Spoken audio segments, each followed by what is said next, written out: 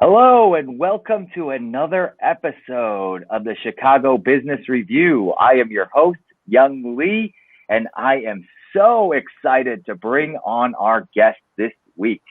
So this week we have Justin Breen, who is the CEO of the PR firm BrEpic Communications and the author of the #1 best-selling book, Epic Business.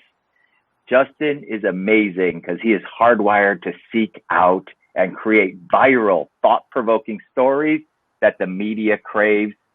And he finds the best stories when he networks with visionary entrepreneurs and executives who understand the value of investing in themselves and their businesses. That is so great because that is in line with what we are trying to do here with this podcast. Justin believes strongly in the power of introductions and creates important relationships through those introductions.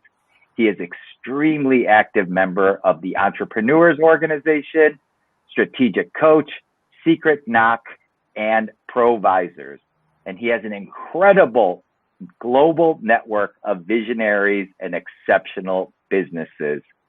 BrEpic is a PR firm that writes compelling, newsworthy stories for its clients and pitches those stories to media across the world. BrEpic clients have included Allstate, the University of Illinois, Salvation Army, Safe and Fair Foods, Influitive, Everspring Education, McCormick Foundation, Morgan Stanley, and the list goes on and on. I am so excited to bring on our guest, so please help me in welcoming Justin Breen to the program. Hey, Justin, how are you, my man? It was a heck of a long intro. ILL, hey. Welcome to my backyard. I. There you go. I, that's right. So another thing that me and Justin have in common, other than seeking out personal growth and being better and networking with great individuals, is the fact that we went to the greatest university on the planet, U of I in Champaign-Urbana. So Justin, thanks so much for taking the time and being a guest on the show today. We're so excited to have you. Very happy to be here and let folks know more about what I've been up to. Yeah, man. So I know you've had a journey throughout the process, which we'll kind of go over. But right now I wanted to kind of highlight, just what you're doing with BrEpic. You started it, I believe, in 2017, and it's already like a global powerhouse. Yeah, blowing up. And you're filling a niche as well as a service that is much needed in today's social media and just technology-driven world here. So it's an incredible thing that you're doing, merging the two and still incorporating traditional media outlets and getting that publicity out there. So I'm so excited to dive in. But, I wanted to ask you, so what does a typical day look like for you as the CEO and founder of BrEpic? Yeah, it's a good first question for sure. Most of my day, not all of it, but a good part of it is talking to entrepreneurs around the world. And most of them, not all, but most are running high 6-figure to 10-figure businesses. And I'm like a sponge. And it's just great just listening and learning from all these amazing people. And, a very short time, built a successful global company, because when you talk to people like that over and over, you just see these patterns emerge. And the one pattern that constantly sticks out is it's a surprisingly simple formula for building a successful global company. Like, really simple. It's you see a problem, you create a solution to problem solved, successful global company. So that's what all these entrepreneurs have done, and that's what my firm has done in the PR space. I was a journalist for 20 years and created my entire business model based on how PR firms annoyed me for 20 years. So saw a problem, created a solution, solved it, successful global company. And when you interact with people at a certain visionary abundance investment mindset level, it just creates endless opportunities, endless synergies. And for me, it's endless fun because it's in my zone of superpower genius zone at all times. So none of this has worked for me at all. It's just fun. That's incredible. And I think that that you had so many great nuggets in there in terms of just abundance mindset and doing something that you love to do. And then, like you were saying, success is simple. It's just not easy. Like the blueprint is there. It's just you have to do the work to do it. But so that's an interesting point. So yeah. So the what I said, and it really is simple. What it takes is execution. And so again, I talk to very high level folks around the world every single day, Monday through Friday, 5 to 10 times, a day.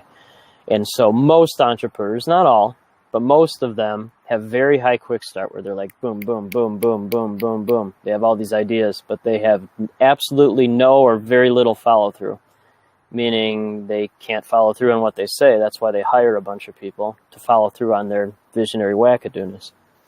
So I'm the very, very, very, very rare entrepreneur that has high quick start, boom, boom, boom, boom, boom, and high follow through. So I just follow through on my own quick start.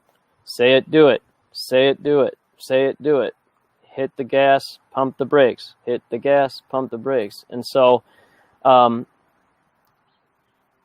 fortunate in that way that my brain, that's just how it's wired. So I can say something and then execute it. Say something, execute it. It's not say something, then it just floats away.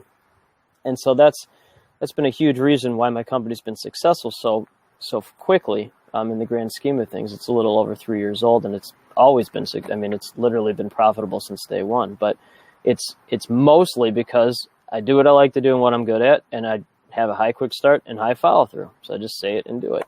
It's very simple. Yeah, and I can definitely attest to that because as soon as we were introduced by our mutual friend, immediately Justin reached out and the next steps were in place right away. Execution. And then I wish we recorded our time that we were just getting to know each other because there were so many incredible nuggets during that time. And Justin, again, was very willing to give and willing to connect me with other visionaries and entrepreneurs because that's what he was saying is that's how you grow a business is you network, you share, the abundance mindset. And when we were chatting before, when we weren't recording, we were mentioning something that Grant Cardone said in one of his books that, if you take a bucket of water out of the ocean, will anyone notice that bucket of water is gone? No, because there is an infinite supply of abundance. Endless. Yeah, but so many people think, oh my goodness, if I take, then someone else loses, or if I take, there's not enough to go around. And that's that scarcity mindset that I feel like cripples people from really growing and achieving their greatness. So thanks so much for all of those bits of wisdom. I know we're going to have a lot more during this time. So I know you do PR, you help businesses get attention from news organizations. When you're bringing on a new client to work with, what does that process look like? How do you guys vet one another? And then how do you get started, I guess? Right. Excellent series of questions. So again, I saw a problem, created a solution to problem, solved problem, successful global company. So the problem I saw over 20 plus years as a journalist was being repeatedly annoyed hundreds of times a day by getting useless press releases via email from people I didn't know.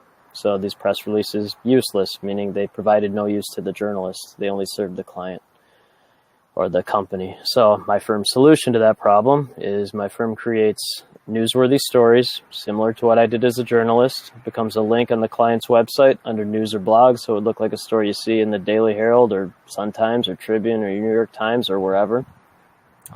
Then I take that link and pitch it to media locally, regionally, nationally, and internationally. If media is interested, put them in touch with the client contact. It's all on my website. There's no hidden tricks or gimmicks or nonsense like that. And it solves all the problems. So the beauty of that is it works for any business size, any location, any vertical.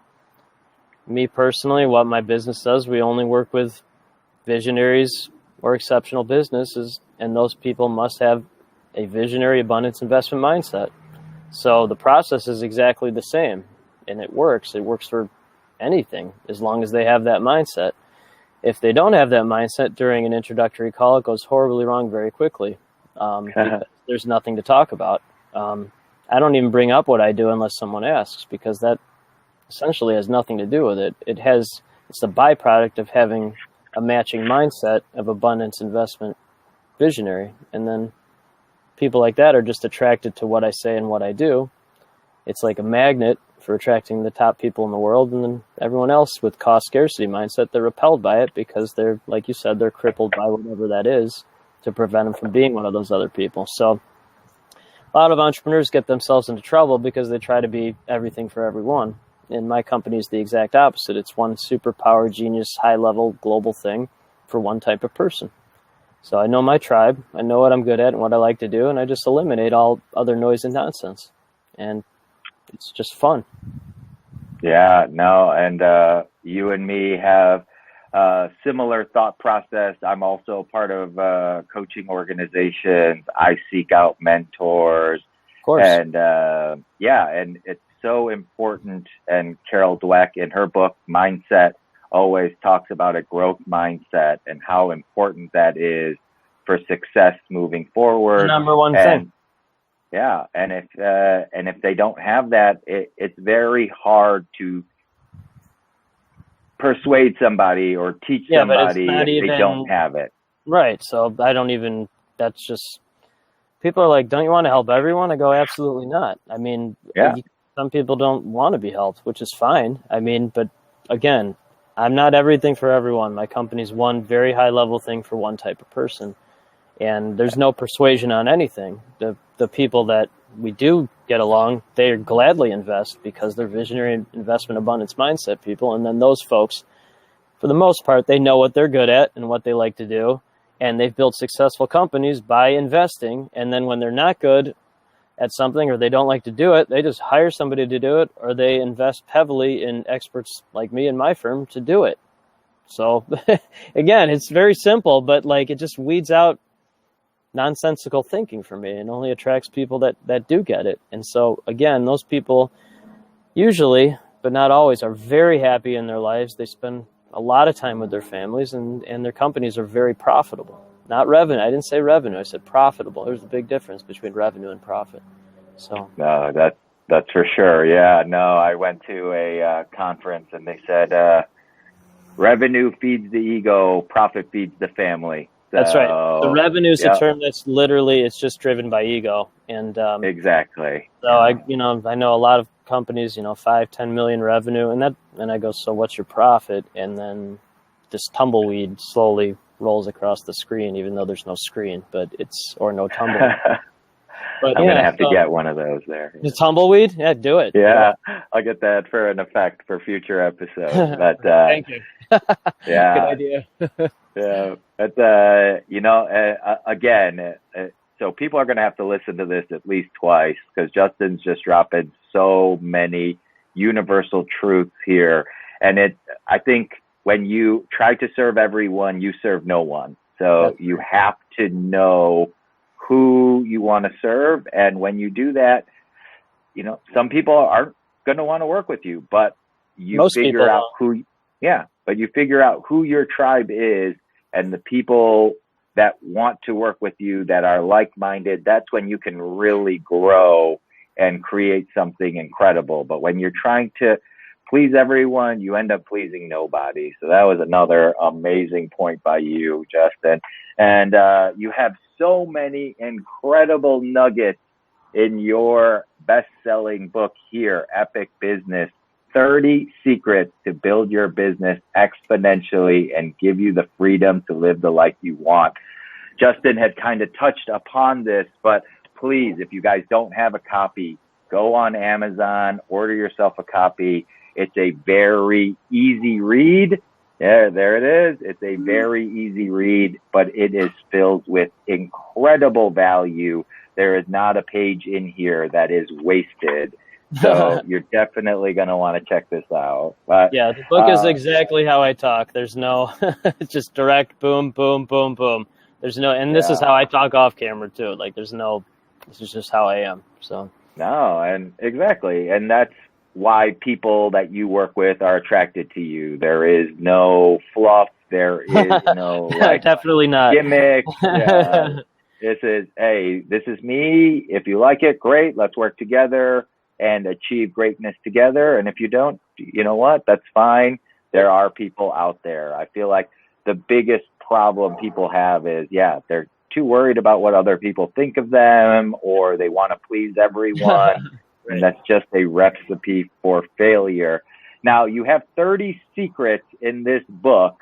Yep. If I had to put you on the spot, which 1 to 3 of them do you feel like is like the foundational principles that people just need to get right in order for anything else to happen? Yep. So there's one from my perspective, and then there's one from what other people have told me. They're both in the top 3, but I'll talk about the one that I think is the most important. And that's do what you like to do and what you're good at.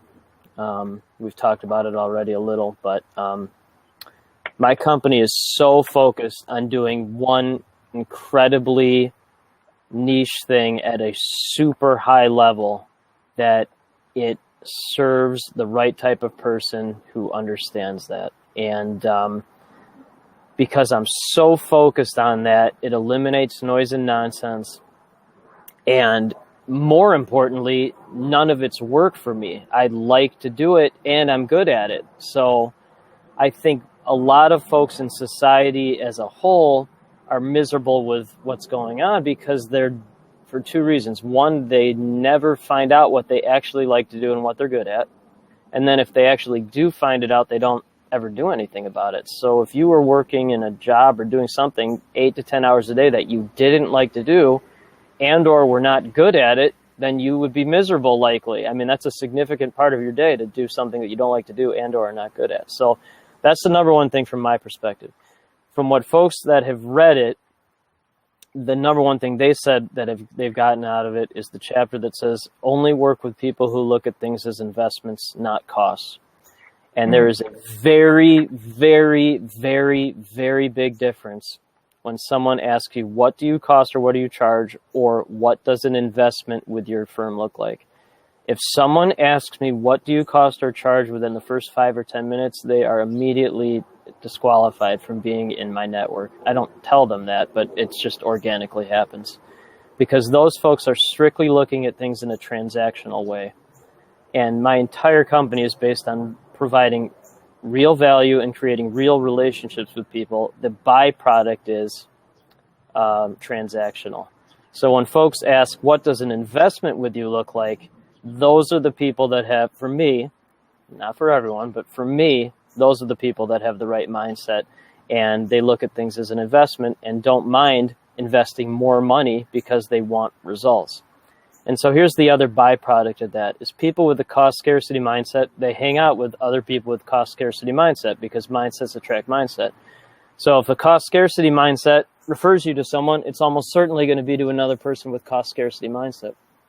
People with the visionary abundance investment mindset, they hang out with other people with visionary abundance mindset because mindsets attract mindset. So then those people will just introduce you to other people that think like that. And so you meet 1, then you meet 2, then you meet 4, you meet 8, then you meet 16, then you meet 100, then you meet 200, then you meet 10,000. And what my company is on a higher level of thinking is tens of thousands of people like that.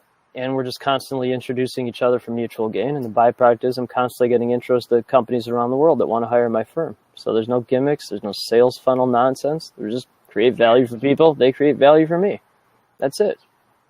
No, I love it. And as you can tell, those 2 were incredibly impactful tips for anybody looking to grow their business or any part of their life. And again, it comes down to your mindset, the way that you think, the way that you believe in stuff.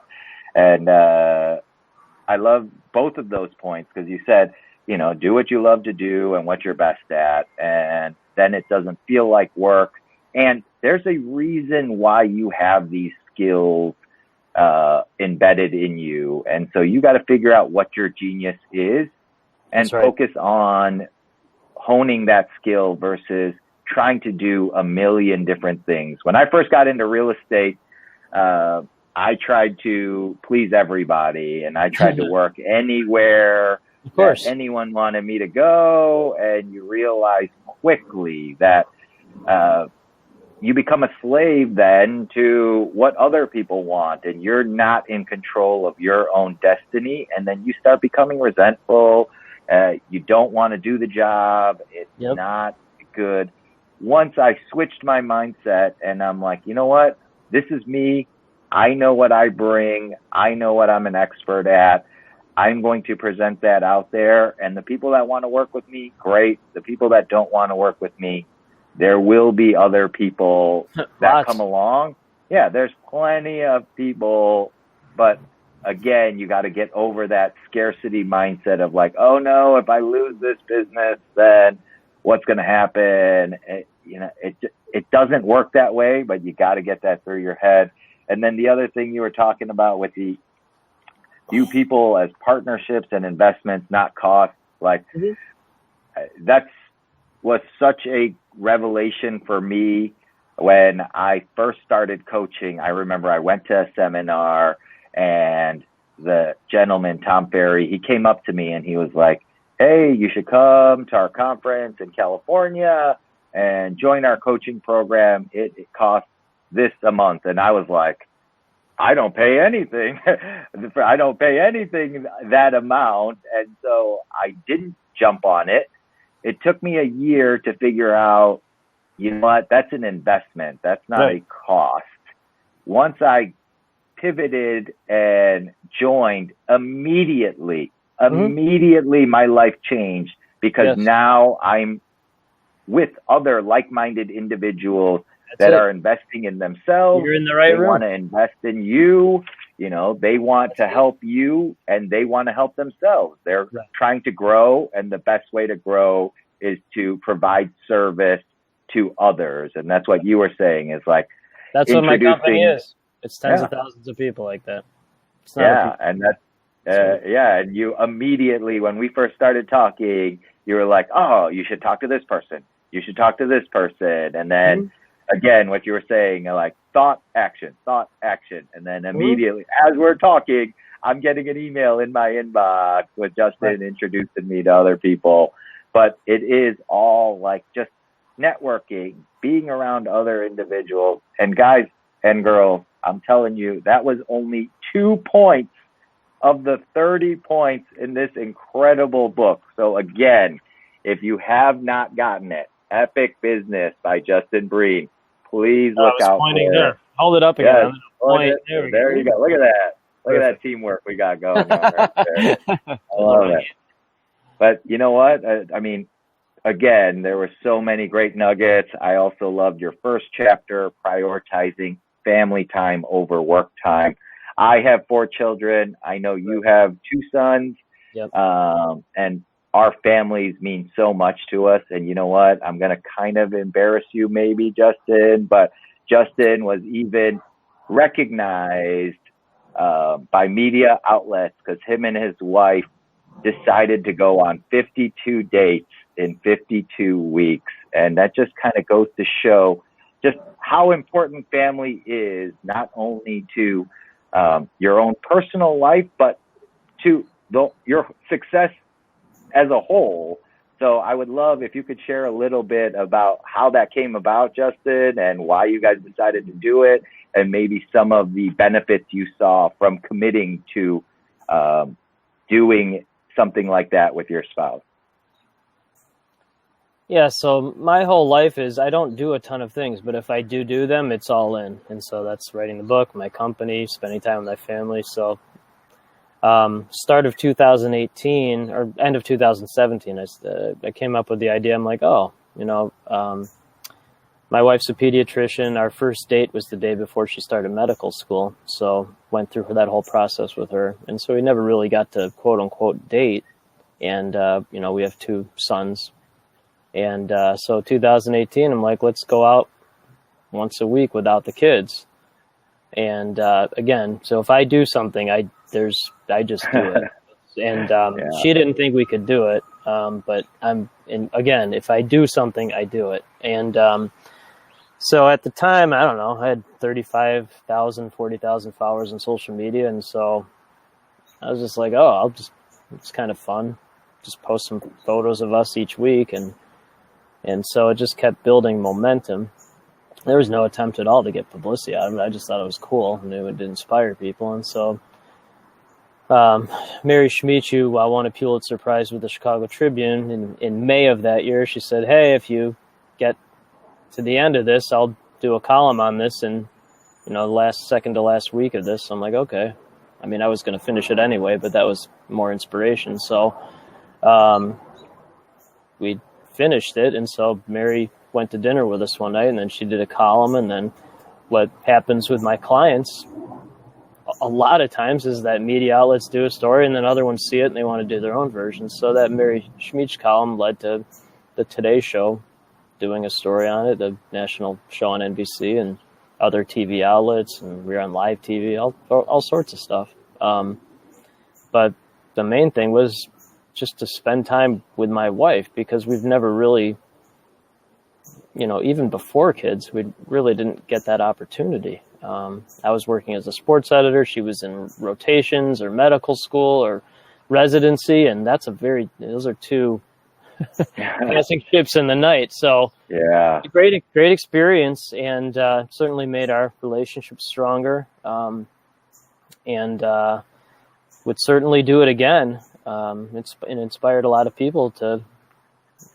I couldn't tell you how many married couples, especially the wife, would message me saying, "How do you get my husband to do this?" I go, "I don't know," but they're like, they were like, "Well, we've been married. We never go on dates without the kids." So it inspired people to start dating, which I thought was pretty interesting. I'm by no means am I a dating expert, but that's kind of what happened. Yeah, no, and I that was one of the things. I mean, as you guys heard from my intro of Justin, he has so many accolades, but that was one of the things that really attracted me to have him on the show was his commitment to his family and to his wife, and trying to really focus on those things and really know what's important at the end of the day. And like me and my wife, we try to make it a point to still go on dates alone without the children, because that relationship is so critical to everything else operating and running smoothly within the household. And if you're not intentional about nurturing that relationship, you then just become caretakers that like are roommates and take care of these children. And then 18, 20 years later, when they all move out, you're like, I forget why I even like this person. And so you guys did it, and you did it because you saw the value in it, not because you wanted publicity. But again, what you were talking about, do what you love to do, and then it doesn't feel like work, but you got the benefit out of it because you did something that you were passionate about, and that genius came out that other people saw and recognized, and they wanted to make a story about it. And so again, just kind of walking and living by example what Justin is trying to do for his clients. And that's what's so amazing about that. Now, I know you were saying before you were a sports editor for DNA Info, and your wife was in med school, but I wanted to kind of take a trip maybe backwards a little bit. Right now we know all of the things you've accomplished, but when you were going through this journey, was there ever a period of time where you doubted yourself, or you were like, you know what, I don't know if I made the right choices? And how did you overcome that? That's a pretty funny question. I know you weren't trying to make it funny, but Yeah. if again, so I talk to very high level people around the world, and not 99%, 100% of them have been through at least one of the following for a couple things: depression, insane high levels of anxiety, bankruptcy, or some horrific traumatic experience as a child. And so if you can't handle that kind of stuff, don't become an entrepreneur. Like, this is not sunshine and rainbows. So I do a lot of self-assessment tests, and did a really interesting one recently. It's called Print. It's called the Print test, just as it sounds. And it tells you your subconscious motivators. So you've got like an iceberg. It's like $250. I easily would have invested a lot more. It's well worth it. So you got an iceberg. Wow. Yeah, well, right. This is what I learned. So iceberg, the Print test is what's under the water, your subconscious motivators. Like, you see a little bit of the tip, but under the... So anyway, my major subconscious motivator is to be self-reliant and self-sufficient. And so I have, my entire life, I have been, and I mean, I knew this anyway, but this validated it, and scientifically, my entire life I have had an endless drive to be self-reliant and self-sufficient. And so that is and can be very helpful for being an entrepreneur. So of course there was doubt. I mean, if you can't handle overwhelming amounts of rejection, I reached out to 5,000 people to get my first 5 clients. So if you can't handle that type of rejection, don't do this. But that said, my subconscious motivator is I have an unending drive to be self-reliant and self-sufficient. So I will never give up, ever. Like, it's not in my vocabulary. It's just not. So, and I've been like that since I was very, very, very, very, very young. And for being an entrepreneur, that's a very good attribute to have, because most people they're just not cut out for this life, which is fine. The world needs more integrators and implementers than visionaries to follow through on all the visionary wackadoodness.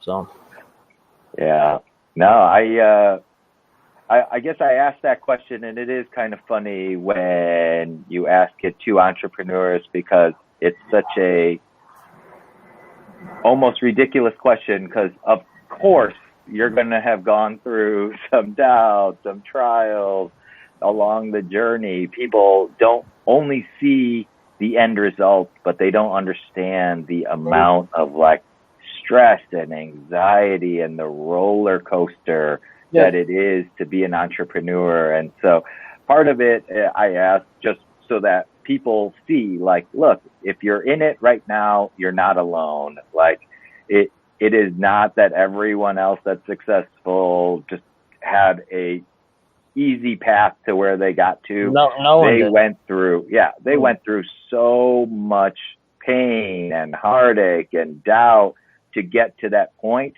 But the second part that you said is you have to have that resiliency. You have to believe more than anyone else about what you're trying to achieve, because you're going to have naysayers, you're going to have haters, you're going to have people even close to you that are going to lovingly, air quotes, lovingly tell you that you are on the wrong path, or what are you doing, or you're throwing your life away. And so you have to have that resiliency to get through it. And we just want to make sure that the people that are in the journey, that you're not alone, that to get to the destination that you want to get to, you're going to have to overcome a lot. And if you can't deal with it, or if you're thinking about becoming an entrepreneur or starting a business, please know that you're going to go through a lot of rejection, a lot of hate, a lot of doubters. And if you're still passionate about it and you want to see it through, then you know that that's the right path for you, which is, again, part of knowing what your genius is and knowing what your strengths are. So that was awesome.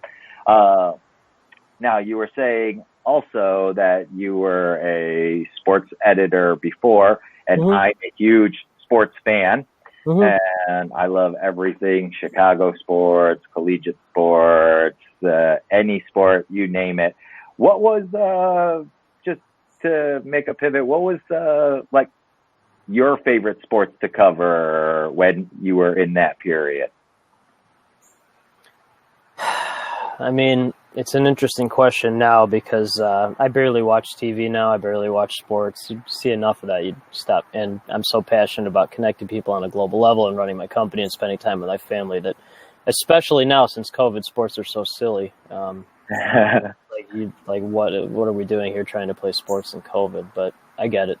But I really liked covering college basketball because you sat courtside. It was usually very loud, and you had the band in the student section behind you. And, high school sports are great, but when you get to the D1 level, it's really thins the herd and much higher level performers.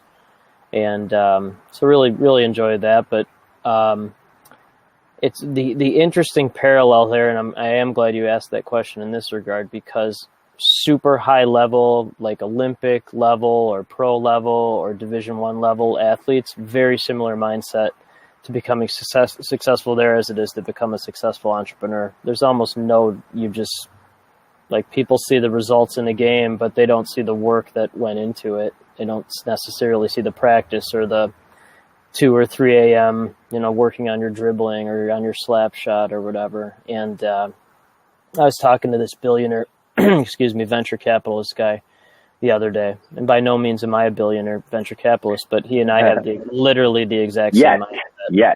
Yeah. Well, I don't care about that. If that happens, great, but whatever, that's not my goal. But so I was talking to him, and he and I are basically separated at birth, the exact same brain. And I was telling him, I'm like, people see all the success I'm having, but they didn't see me at 2 or 3 in the morning when I had 0 clients and, I was in a cold sweat, panicking and that kind of stuff. And he said the exact same thing. People ask him all the time, why has he been successful? And he's like, well, when you were sleeping, I was putting in the work. And so that's it. Like, this isn't just some like magic formula. It's like you put in the work, you put in the time, you learn from great people, and then you get results. So it's no different than being coached if you're an NBA player than being coached or mentored by an incredible entrepreneur. It's the same exact thing. I couldn't agree with you more. The sports parallel to succeeding as an entrepreneur, it's like there is no overnight success, even with like bands or businesses, anything. It's like, how many gigs bands have had to have played in dive bars or how many times they've practiced that same song over and over again. Or like, I'm an avid tennis player and now I play with people that, just started out or haven't played their whole lives. And they're like, oh, it seems like it just comes so naturally to you. I'm like, you know what? I had a coach that used to grill me and constantly made me work on basic form for hours and hours and hours. And no one was there seeing that part of it. And so they think, oh, yeah, it's easier for you. And then the other part that you said that was incredible is like the coaching. It's so true, whether it is a sports team or an entrepreneur, there's no difference. You need that coaching. You need that mentorship. You need those outside eyes that can tell you. Like Michael Jordan, the greatest basketball player of all time, needed a coach. Like there is no one out there. Lots of them, not just one.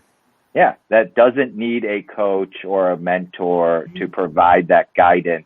And those people, just see things that you might not see because you have either blind spots or they can help show you the path for your greatness to achieve quicker. So my mentor always tells me, like, I want to compress time for you. So like what I learned in 10 years, I want to pass along to you in 1 year. And again, that's an investment. That is not a cost that I'm paying because now I'm accelerating my growth because of that relationship. But if I thought of it as like, oh my goodness, I can't believe how much he's charging, now I wouldn't have had the benefit of learning and growing at an exponential rate compared to if I tried to figure it out on my own. So the sports analogy, the coaching, the practice that no one sees is such a great parallel for entrepreneurship and running a business. So thanks for taking it down that route. That was awesome.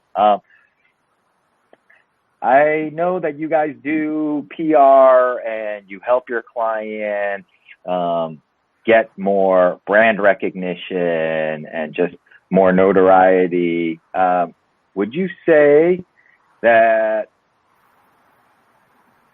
the building your personal brand is more important, or building the brand of the organization, or both? Like, what are your thoughts on just building your brand? Yeah, I'm going to laugh when I say this, because every time I say it, I laugh. Even while I'm thinking about it, I laugh. So when I first started, oh man, so this is how my brain's just, when I first started, my brain wasn't evolved like this, and I was not hanging out with the right people. So I was talking to this PR hack, and he was telling me, oh God, this is just, it bothers. I'm the highest D on disc you can imagine, so I get annoyed very easily. But so he told me, told me, and it's like, number one rule of PR is that you don't talk about yourself. And I'm like, what? Yeah, right. So, right, number one rule of PR. So this is someone who's, small time hack and / corporate communications, never really, So anyway, I laugh. This is years ago, and I laugh every time I tell it, because I'm like, this is not a visionary. This is someone who has no idea what they're talking about. But it's like, I'm someone, if it was literally just left up to me, I'd live in a cave in the middle of the mountains somewhere. But how the world works is, people want to know who you are, not really what you do. But if they care about who you are, they will care about what you do. So me personally, I'm constantly branding myself, constantly in the media.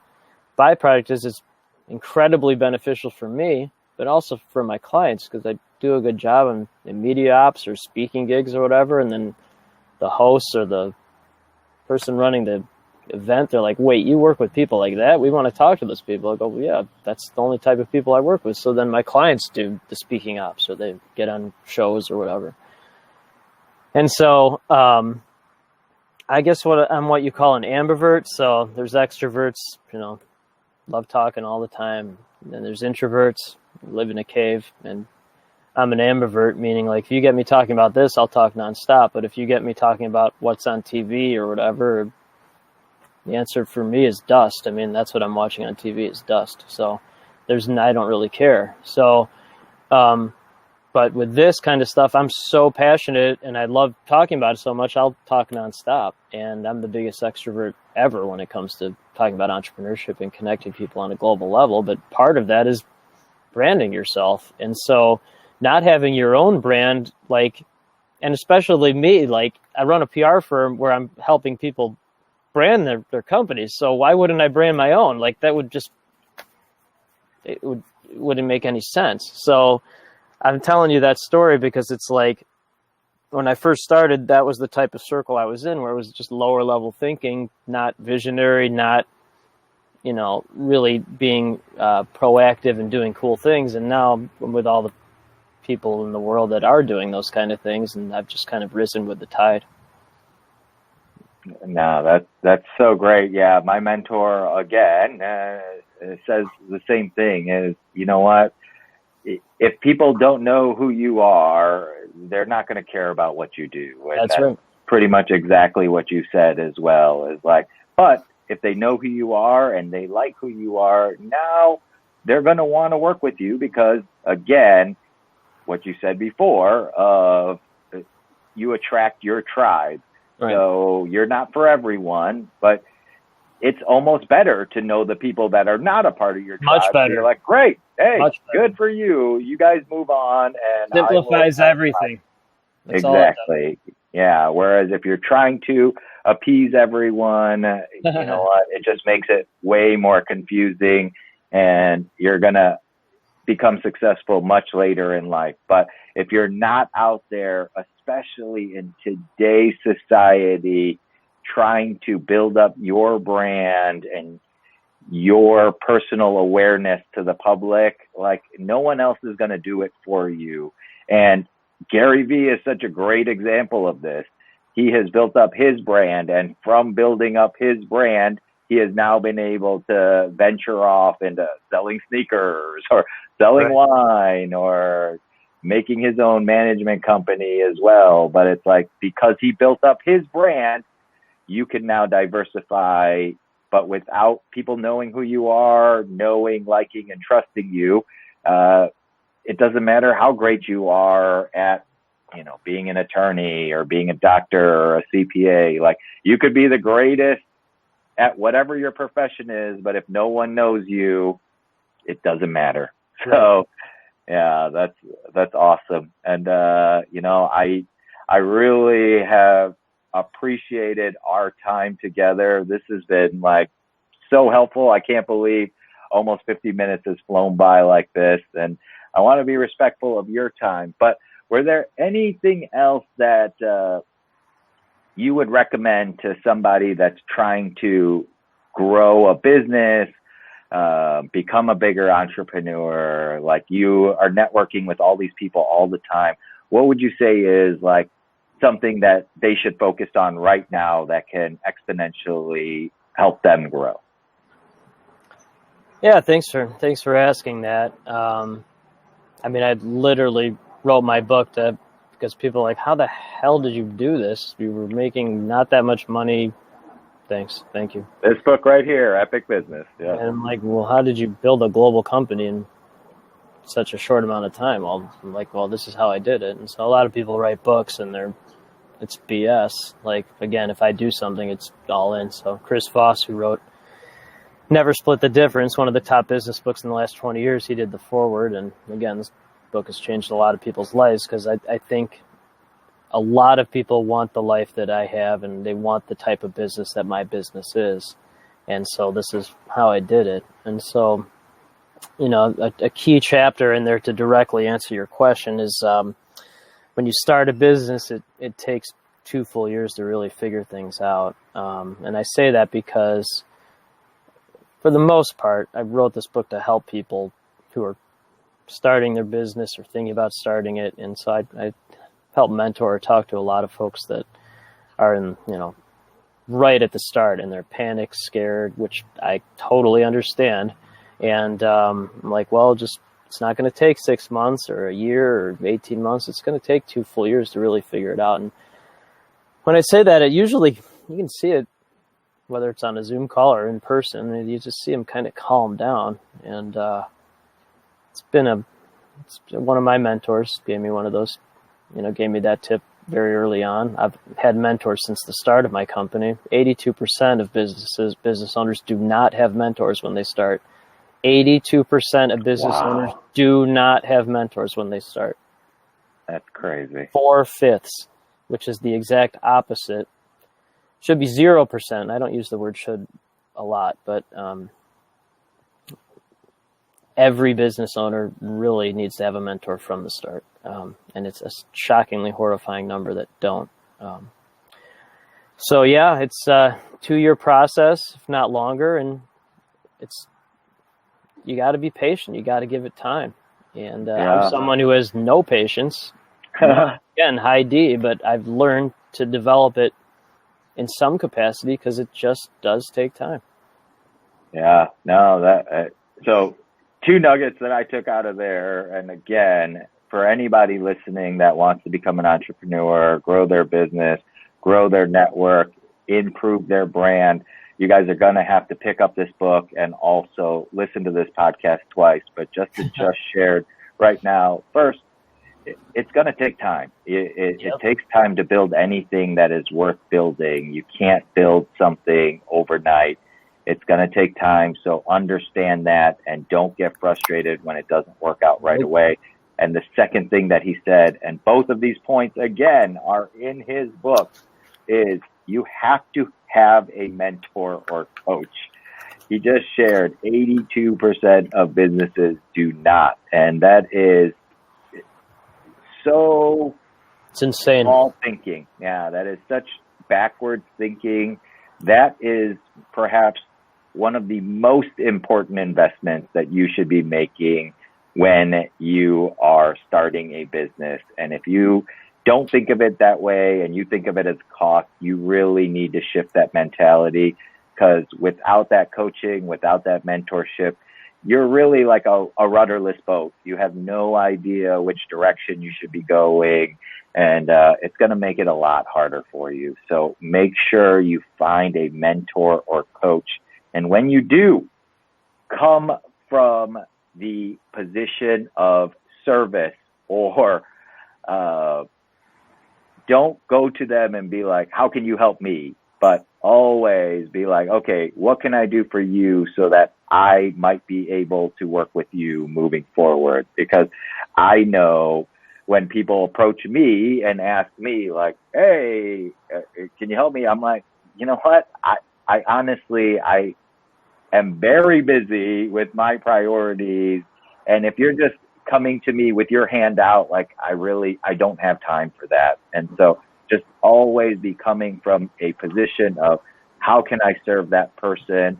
And you're going to have a lot more success in attracting the mentors and leaders and coaches in your life that you are going to need to succeed moving forward. So, Yep. Yeah, Justin, thanks so much, man, for all of this time. I can't wait to continue on with our conversations and building our relationship. But how can people, if they want to connect with you in more depth or hire your company, what are some of the ways that they can connect with you? Sure. Thank you for asking that. The company's website is BrEpicLLC.com. I don't know if you want to put that in the show notes, but yes, B as in we'll boy, definitely do that. I'll spell it out. B as in boy, Yeah. R-E, P as in pony, I, C as in cobra, LLC.com, BrEpicLLC.com. And then I got about 22,500 followers on LinkedIn, and just follow me on LinkedIn, Justin Breen. So. Yes, so make sure you follow Justin on LinkedIn. He's putting out amazing content there. He's providing value for you. So please connect with him there. And if you want to reach out, find out more of what BrEpic can do for you, go to his website, BrEpicLLC.com. It'll be in the show notes as well, but make sure you check that out. And please do yourself a favor. Epic Business by Justin Breen. Buy it wherever you can find, but it's on Amazon. That's where I got my copy. Make sure you guys get your copy as well. This is chocked full of universal truths to help you grow your business moving forward. So, Justin, thank you again for the time. And guys, I hope you guys found value in this episode. If you did, please comment, like, share this podcast with someone else that you know that is looking to grow and become better, or is just on the journey, because this podcast and this interview and the book is going to help you get there faster. And please, we appreciate you subscribing and also commenting. If you could write a comment with one of your takeaways, I will make sure to send you a copy of Justin's book directly to you. So please comment, like, share this, and we appreciate you for listening. Justin, thank you so much for your time, and we will see you guys next week on the Chicago Business Review. I'm Young Lee, your host, signing off for this week. Thanks a lot, guys.